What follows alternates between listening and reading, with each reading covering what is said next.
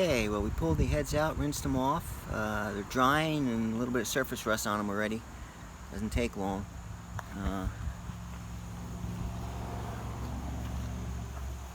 But the gasket material is all off.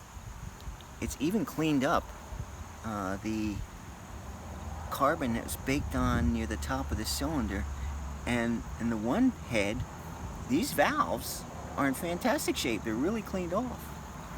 The other head, I got a little bit of stuff on them, and I don't think I'm going to put the whole head back in, but I may, once I tear these down, take the one or two valves and put them in the tank and just let it clean the valves.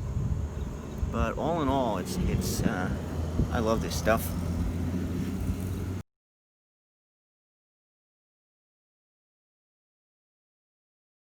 Okay, when you get this tool, or if you use this tool, you'll notice that one lever, one arm is lower than the other. It's not broken, that's the way it's supposed to be. That's because of the way springs are. One side's going to be lower than the other, so for it to pull equally, it can't be at the same height.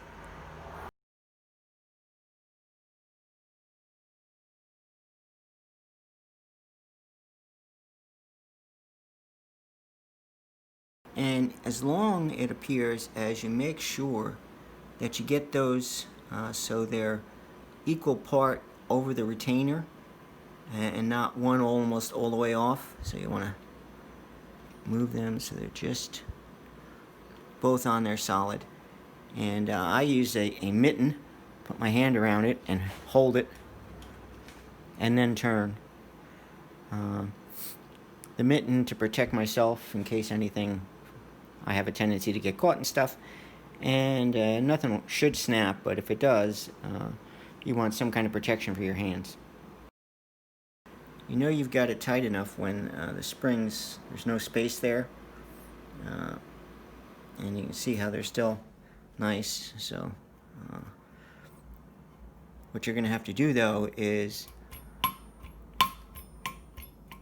go on the other side, hold this, and then push the valve, and so it pushes and pops the retainers out. As you can see, now if I have it pushed, the valve's hanging down that much, so all I have to do is, what I have to do is just pop it.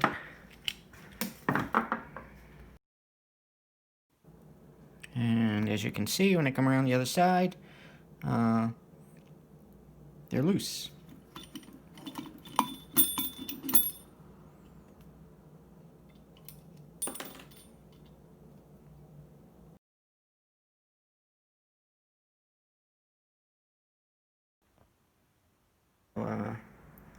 There's the spring still compressed, the two clips, there's the seal, and just put channel locks on, twist a little bit, and it comes right off. Now there's probably a little bit of crud on the top, at least every one I've done so far has, so I just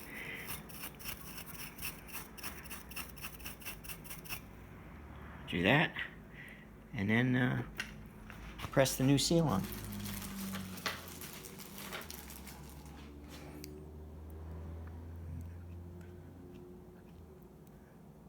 New seal, press on, and you can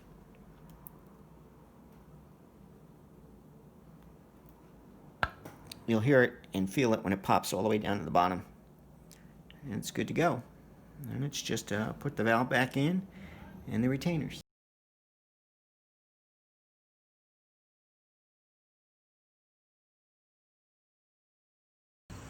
Okay, well, here's the heads with the valve seals replaced, and I dunked them in the tank again for several hours, and there's a little bit of light surface rust, but even now the heavy rust spots are pretty much all gone.